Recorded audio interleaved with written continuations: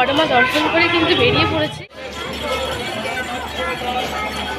জয় বড় মার জয়। Good morning, শুভ সকাল। এখন বাজে সকাল 6টা। আজ হচ্ছে কালী পুজোর পরের দিন। সকাল সকাল বেরিয়ে পড়েছি বড় মা দর্শন করতে। চলে এসেছি নৈহাটি স্টেশনের সামনে, যেইখান থেকে বড় মার উদ্দেশ্যে আমরা অরবিন্দ রোডে চলে যাই। আজকে আমি তোমাদের সঙ্গে পুরো ডিটেলসটা শেয়ার করব, কিভাবে তোমরা খুব সহজভাবে বড় মার দর্শন করতে পারবে। এই যে ব্যারিকেড করা দেখছো, ব্যারিকেড করা ধরেই কিন্তু সামনের দিকে এগোতে হবে, কারণ ঢোকার গলির মুখেই কিন্তু রয়েছে নো এন্ট্রি।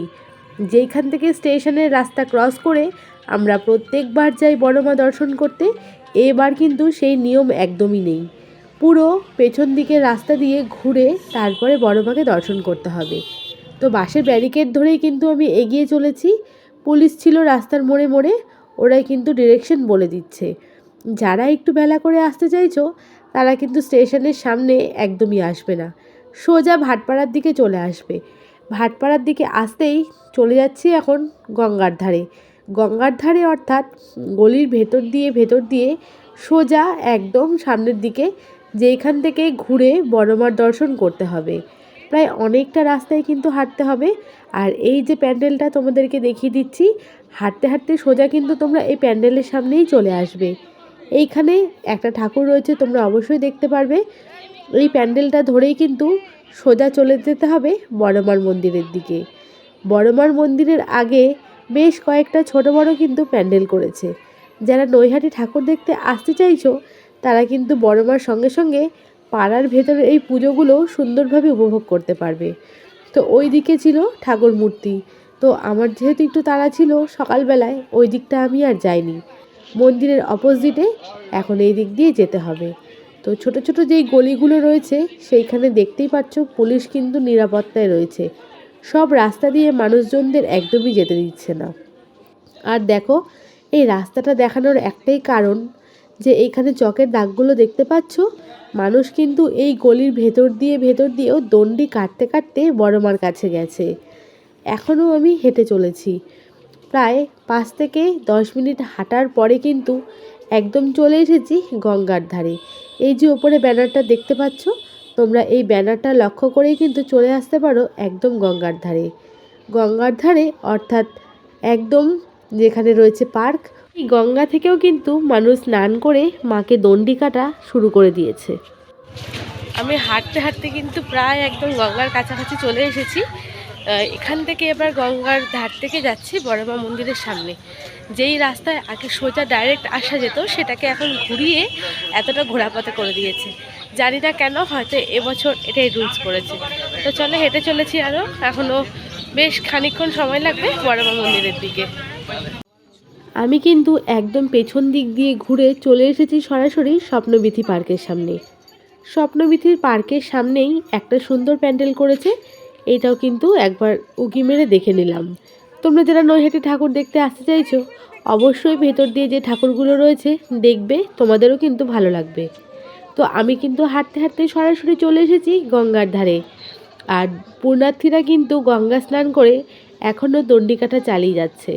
বড়মার কাছে কী পরিমাণে দণ্ডি কাটা হয় আমরা কিন্তু সোশ্যাল মিডিয়াতে প্রায় দেখে থাকি। তো বন্ধুরা, যারা দণ্ডি কাটছে তাদের জন্য কিন্তু সাইড দিয়ে বাঁশের ব্যারিকেড রাস্তা করে দিয়েছে। তো এখন গঙ্গার থেকে উল্টো পথ ধরে যাচ্ছি আমরা স্টেশনের দিকে, বড়মার মন্দিরের দিকে। প্রত্যেকবার কিন্তু স্টেশন থেকে আমরা গঙ্গার ধারে আসি বড়মার দর্শন করতে, কিন্তু এবার নিয়ম বদলে দেওয়ার কারণে পার্কের পেছন দিয়ে ঘুরে আমরা গঙ্গার ধার থেকে যাচ্ছি সোজা স্টেশনের দিকে।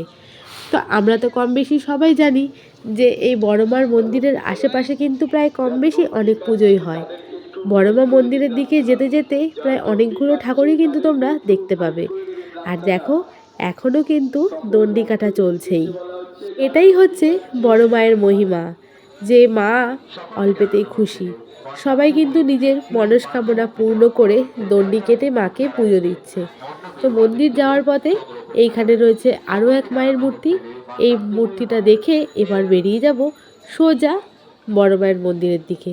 আর কি পরিমাণে ভিড় আশা করি তোমাদেরকে দেখাতে পারছি।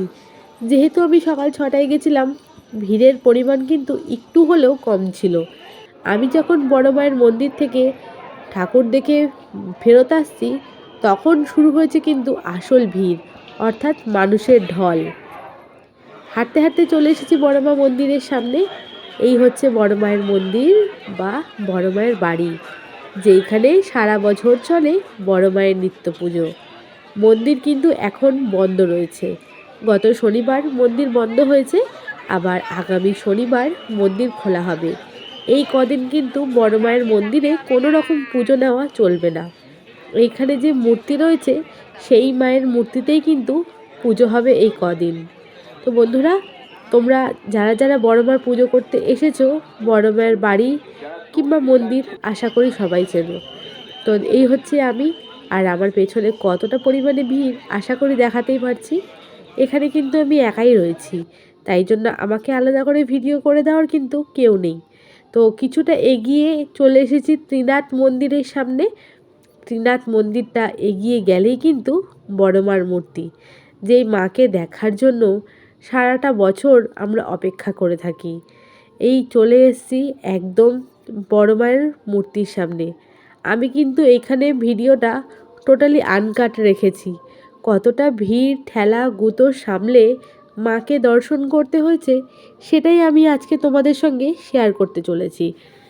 একটা কথা অবশ্যই তোমাদের বলবো, সেটা হলো তোমরা যদি বড় মার দর্শন করতে চাও একদম ভোর ভোর বেলায় কিন্তু চলে আসবে, তখনই একমাত্র ফাঁকা পাবে।